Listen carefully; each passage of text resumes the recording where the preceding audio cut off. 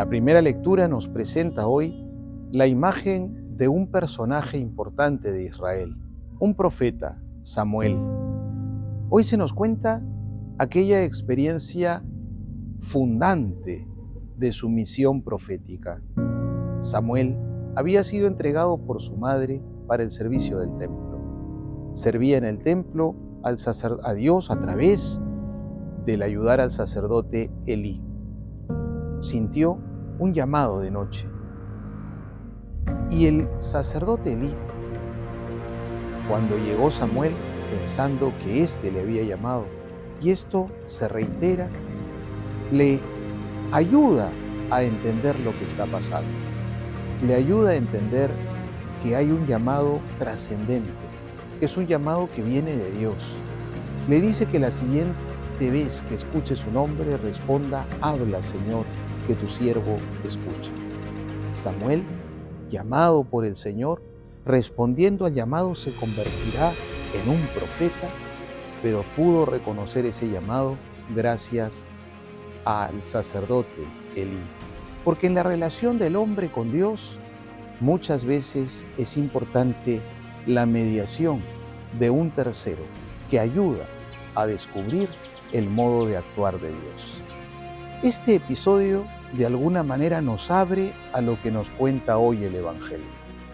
Juan el Bautista, que era el precursor del Señor, que había adquirido fama en su tiempo, que tenía discípulos, personas que iban a aprender de él el camino de la conversión, el modo de prepararse a la llegada del Mesías, ve pasar a Jesús. Y a dos de sus discípulos les dice que es aquel, el que pasa, el Cordero de Dios.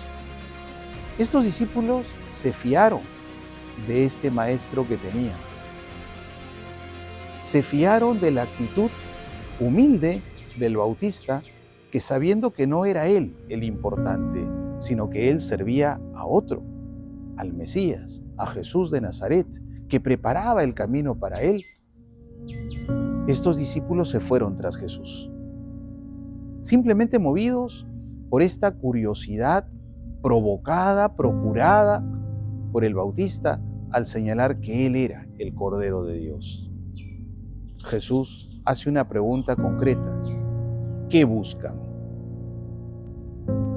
Tal vez los discípulos no terminaban de tener claro qué buscaban. Habían ido allí simplemente porque Juan les había indicado una posibilidad que ellos acogieron. ¿Qué buscan? La pregunta tiene una respuesta inmediata, quizás no tan pensada. Maestro, ¿dónde vives?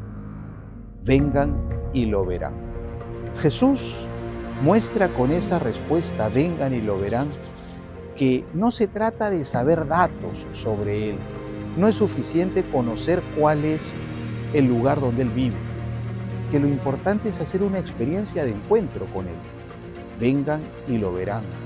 Ellos se quedaron todo el día con Jesús, porque Jesús no es alguien a quien aproximarnos en momentos, solo en algunas ocasiones. Jesús es alguien con quien caminar en el camino de la vida. Es el compañero por excelencia, el compañero y el maestro, porque la fe cristiana no es otra cosa sino hacernos discípulos de Jesús, aprendices de Jesús, seguidores de Jesús. Por eso ellos se quedaron con él todo ese día. Y a partir de allí comenzó su historia nueva, su historia renovada. Ellos irán luego a comunicar a Andrés, a su hermano Pedro. Y así irá creciendo este número de los seguidores de Jesús, porque desde el contacto vivo con el Señor es que comenzó la historia del seguimiento. Que nosotros, al iniciar el tiempo ordinario, nos fijemos en Jesús como aquel de quien queremos ser discípulos, como el maestro a quien seguir, como aquel con quien queremos en verdad entablar una relación permanente, constante, que da sentido a nuestra existencia. Que así podamos vivir en verdad la fe y vayamos peregrinando hacia Dios.